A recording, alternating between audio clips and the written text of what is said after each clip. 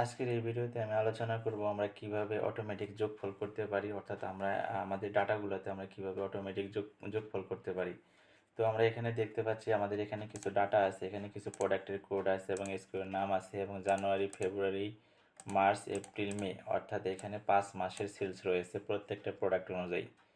তো আমরা যদি জানুয়ারি মাসের যোগফলটা বের করব, ফেব্রুয়ারি মাসের যোগফল বের করব, এভাবে আমরা প্রত্যেকটা মাসের যোগফল বের করব।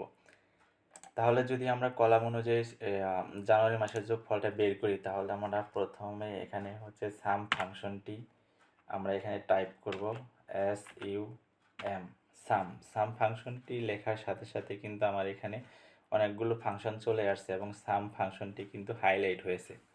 তো এখানে কিন্তু আমরা মাউস দিয়ে ডাবল ক্লিক করতে পারি, অথবা আমাদের এই কিবোর্ডের যে ট্যাব বাটনটি আছে সেখানে প্রেস করতে পারি। তো আমি মাউস দিয়েই ডাবল ক্লিক করলাম।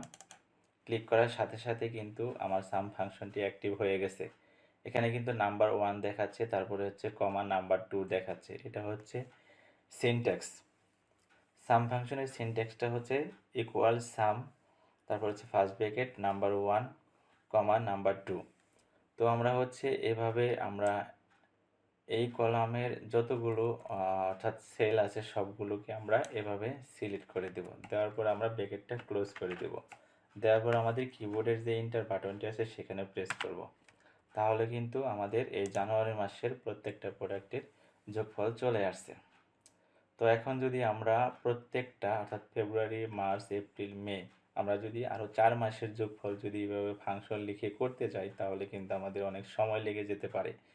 তাই আমরা এই একটি ফর্মুলাকে আমরা এভাবে মাউস ধরে টেনে ড্র্যাগ করে দেব।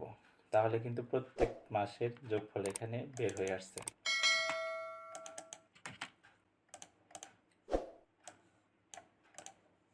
এখন আমরা যদি এখানে জানুয়ারি, ফেব্রুয়ারি, মার্চ, এপ্রিল, মে এই যোগফলটা করতে চাই, তাহলে কিন্তু আমরা যদি আরও এক ক্লিকে করতে চাই, তাহলে হচ্ছে আমাদের কিবোর্ডের যে অল্টার বাটনটি আছে সেই বাটনটি প্রেস করে যদি আমরা ইকুয়াল বাটনটি একসাথে প্রেস করি, তাহলে কিন্তু আমাদের এই ডাটাগুলো সিলেক্ট হয়ে যাচ্ছে।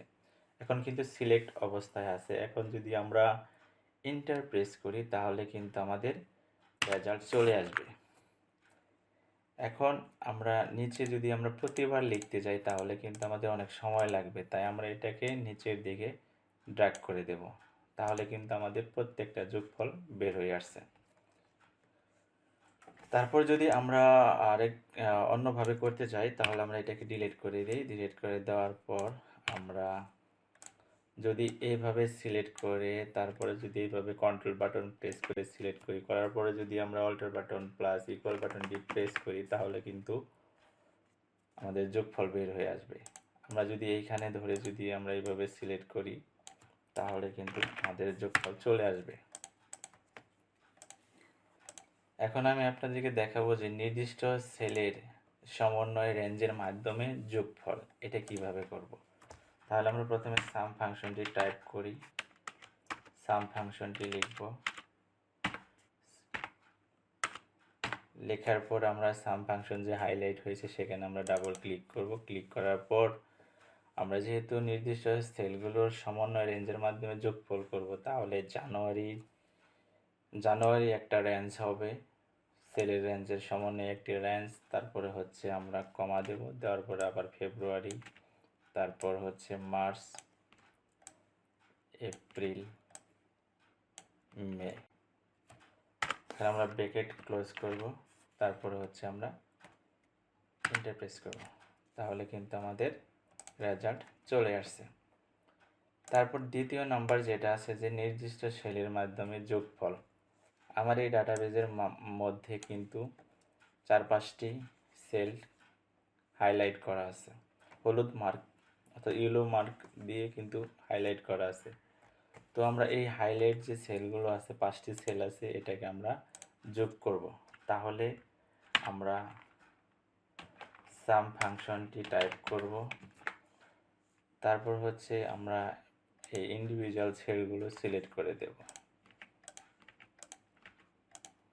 এখন যদি আমরা এন্টার প্রেস করি, তাহলে কিন্তু 8,83,808 টাকা আমাদের সেলস হয়েছে। তারপর হচ্ছে যে রেঞ্জের মাধ্যমে যোগফল। যদি আমরা রেঞ্জের মাধ্যমে যোগফল করতে চাই তাহলে সাম ফাংশনটি টাইপ করব। টাইপ করার পর আমরা এই রেঞ্জটাকে ধরবো, ধরে যদি আমরা এন্টার প্রেস করি তাহলে কিন্তু আমাদের জানুয়ারি মাসের 3,47,185 টাকা সেল হয়েছে, সেটা কিন্তু এখানে চলে আসছে। এখন হচ্ছে যদি আমরা শর্ত অনুযায়ী যদি কোনো যোগফল করতে চাই তাহলে কিন্তু আমরা সাম ফাংশন দিয়ে করতে পারবো না।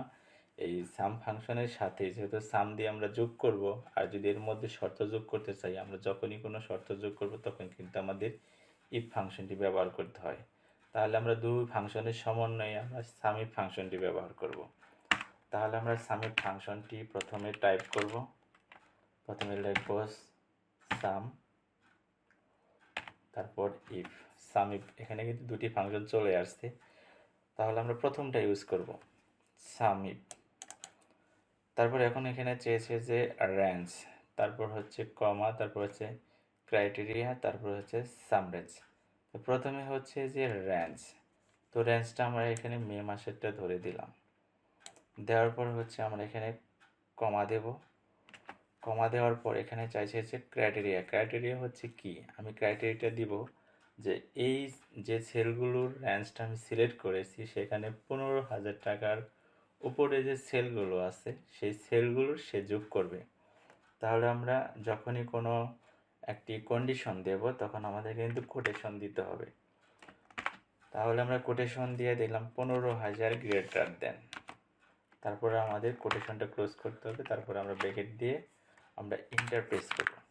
তাহলে এখানে চলে আসছে 2,45,608 টাকা। তাহলে আমার এখানে হচ্ছে যে মে মাসে আমরা 20টি প্রোডাক্ট সেল করেছি, তার মধ্যে যে 15,000 টাকার উপরে যে প্রোডাক্টগুলো সেল করেছি সেই প্রোডাক্টের যোগফল এখানে নিয়ে আসছে। এখন এটা আসলেই ঠিকভাবে আসছে কিনা সেটা কিন্তু আমাদের একটু পরীক্ষা করতে হবে। তাহলে আমরা প্রথমে যাব কন্ডিশনাল ফরম্যাটিংয়ে, যাওয়ার পরে আমরা এখানে গ্রেটার দেন, যেহেতু 15,000 টাকার উপরের ভ্যালুগুলো আমরা যোগ করেছি তাহলে এখানে দিয়ে দেব 15,000। তারপর হচ্ছে আমার এখানে মার্ক হয়ে যাবে, অর্থাৎ এই সেলগুলো, যে সেলগুলো মার্ক হয়েছে এই সেলগুলি হচ্ছে এই প্রোডাক্টগুলোই হচ্ছে আমার 15,000 টাকা বেশি সেল হয়েছে। তাহলে আমি কন্ট্রোল বাটন প্রেস করে যদি আমি এগুলোকে ক্লিক করতে থাকি তাহলে কিন্তু মার্ক হয়ে যাবে। এবং নিচের দিকে কিন্তু স্ট্যাটাস বারে কিন্তু আমার এখানে 2,45,608 টাকা দেখাচ্ছে, অর্থাৎ 14টা প্রোডাক্টের আমার 15,000 টাকার বেশি সেল হয়েছে এবং তাদের যোগফল হয়েছে 2,45,608 টাকা। আমার এখানে কিন্তু 2,45,608 টাকা চলে আসছে। এখন আমরা যদি এই কন্ট্রোল বাটন প্রেস করে যদি প্রত্যেকটা সেল যদি ইন্ডিভিজুয়ালি ক্লিক না করে যদি স্ট্যাটাস বারের মাধ্যমে যদি আমরা এটা চেক না করি, আমরা কিন্তু অন্যভাবে চেক করতে পারি। তাহলে কি করতে হবে, আমাদের এখানে ফিল্টার করতে হবে। তাহলে আমরা প্রথমে যাব শর্ট অ্যান্ড ফিল্টারে, তারপরে এখানে যে আমরা ফিল্টারে ক্লিক করব। ক্লিক করার সাথে সাথে কিন্তু আমাদের এই ডাটাবেসটি ফিল্টার হয়ে গেছে। এখন মে মাসের এখানে ফিল্টারে গিয়ে আমি ফিল্টার বাই কালার, অর্থাৎ যে 15,000 টাকার উপরে যে প্রোডাক্টগুলো সেল হয়েছে সেগুলো কিন্তু একটা কালারে মার্ক হয়েছে। তাহলে আমরা এই কালারটাকে সিলেক্ট করব। করার পরে কিন্তু আমরা এখানে দেখতে পারবো যে আমাদের 2,45,608 টাকা এখানে সেল হয়েছে। তাহলে কিন্তু আমাদের এই ফর্মুলাটি ঠিক আছে। আমরা এটাকে আবার আগের অবস্থায় নিয়ে যাই, আমরা এটাকে ফিল্টার উঠিয়ে দিই, তাহলে কিন্তু কন্ডিশনাল ফরম্যাটিং এখান থেকে রিমুভ করে দিই। ওকে, এখন যে আমরা এই যে সাম ফাংশনটি ব্যবহার করলাম, এখানে আমি আরেকটি বিষয় যেটা আমরা অনেক সময় যোগ করতে গিয়ে আমরা এই সমস্যাটার সম্মুখীন হই, অর্থাৎ আমরা সামটা কিন্তু এইভাবে যোগ করে করতে পারি, এটা প্লাস এটা প্লাস এটা প্লাস এটা প্লাস, এইভাবে সামটা করি। যখন আমরা ক্যালকুলেটরে কোনো নাম্বার টাইপ করি, এটা ক্যালকুলেটরের মতো আমরা একটা সাম করলাম, কিন্তু আমার যোগফল কিন্তু ঠিকই আসছে। বাট এখানে যে সমস্যাটা হবে, যদি কখনো আপনি এখানে কোনো একটি কলাম যদি আপনি কেটে দেন তাহলে কিন্তু এটা রেজাল্ট দেখাবে না, অর্থাৎ এরর আসবে। তাহলে এটা থেকে পরিত্রাণের উপায়টা কি?